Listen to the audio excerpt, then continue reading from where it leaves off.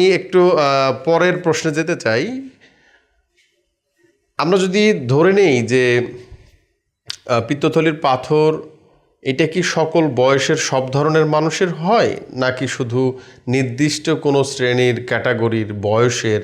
এক্ষেত্রে কোন গ্রুপের মানুষজনের রোগীদের এই পিত্তথলির পাথর হওয়ার সম্ভাবনাটা বেশি বলে আপনি মনে করেন?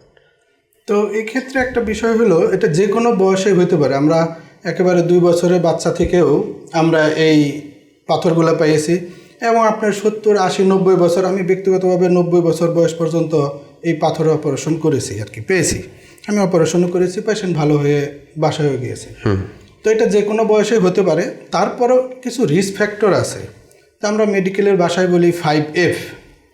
এফ ফর ফিমেল, যারা নারী তাদের বেশি হয়, প্রবণতাটা বেশি। তারপরে এফ ফর ফেয়ার, যারা একটু সুন্দর তাদের এটা বেশি হয়। আরেক এফ ফর ফার্টাইল, সুন্দর মানে তো সুন্দরী যারা, আচ্ছা, ফর্সা। ফর্সা। তো এটা ওয়েস্টার্ন কান্ট্রিতে এই ইনসিডেন্সটা বেশি, এই রেটটা বেশি। হোয়াইট স্কিন, হোয়াইট স্কিন, এই স্টাডিগুলো বেশিরভাগই আসলে ওয়েস্টার্ন কান্ট্রির, পশ্চিমাদের করা। সো ওদের রিসপেক্টরগুলো এখানে বেশি আসছে। So this is establish factor. Another F for বলে যে ফার্টাইল, এই যে রিপ্রোডাক্টিভ এজ গ্রোথ, মানে সন্তান ধারণ ক্ষমতার যে বয়সটা, এই বয়সটাতে এই পাথর হওয়ার সম্ভাবনা বেশি। আরেকটা এফ আছে, সেটা হলো গিয়ে ফ্যাটি, ওবেজ যারা, তাদেরও এটার সম্ভাবনা বেশি থাকে। এই পাথর হওয়ার প্রবণতাটা এই গ্রুপের বেশি থাকে।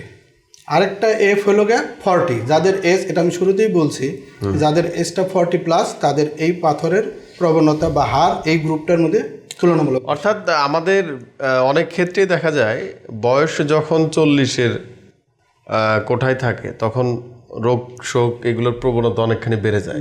এটাও সেক্ষেত্রে এটাও ব্যতিক্রম নয়। ব্যতিক্রম নয়। ধন্যবাদ।